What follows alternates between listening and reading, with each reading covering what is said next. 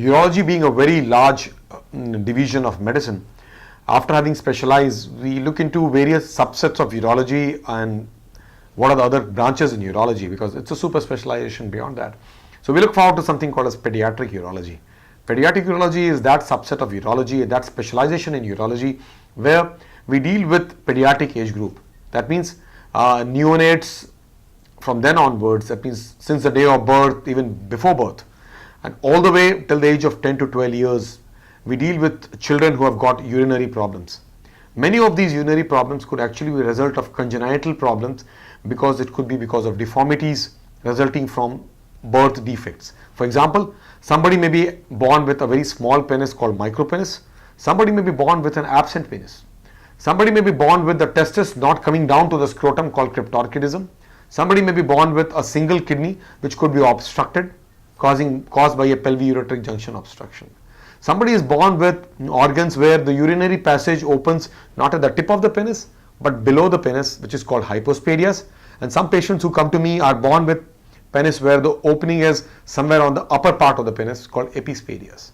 So pediatric urology, a lot of these diseases are dealt with by us in urology, or by pediatric urologist, or by general urologist even, where we deal with the congenital problems in which a child is born with. One of the subsets could be extrophy bladder, where a child is born with open bladder. The bladder is open to the anterior abdominal wall, and possibly this would require a major reconstruction. So that age group of children where we look at pediatric urology, we deal with surgical as well as medical diseases. The medical diseases could result from the urinary health in terms of the urinary control and in terms of urinary infections. Two medical problems which are very common to pediatric age group are, number one, the control or the continence mechanism. A child between the first 3 to 5 years learns a lot about the control from the mother and from parents. As a mother teaches what is control, need to go to pass urine in the toilet, that control mechanism is brought about and ingrained in the child's development. So as the milestones change, we look forward to a lot of improvement happening on various milestones even in urinary health. Remember, there's something called enuresis or leaking urine in the bed. That's dealt by us as urologists at the pediatric age group and even in adults. And that again is a lot of difference between the brain and the bladder mechanism. When we are sleeping, we could leak urine in the bed, but the sphincter control mechanisms are so good that urine does not leak out. The enuresis is a common problem of children and in a pediatric urology. One common problem in pediatric urology is also infections in urology, and this is all about the urinary health where the bladder emptying mechanism is defective, or there are obstructions to urinary passage like posterior urethral valves, or a tight phimosis or a meatal stenosis where the urine does not empty completely and a child could get infected, and these infections can sometimes be very severe. So urinary tract infections is a very common problem in pediatric urology, be it a girl or a boy, and we need to treat that.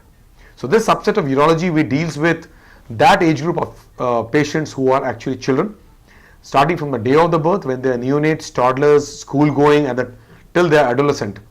We deal with these patients who actually deserve to be treated because they may not be able to complain the way we as adults complain. It's a lot picked up by investigations or by mother's narration of a complaint or by the child's own activity. For example, not being able to pass urine well, straining to pass urine, crying while passing urine, burning sensation or tugging the penis around.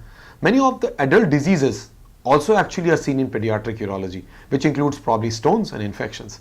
And therefore, as a urologist dealing with pediatric urology or dealing with children problems, child problems in urology, we got to be very aware that the child is a different kind of a patient. We need to be very careful and sensitive to various needs of a child and probably take this subject to highest levels.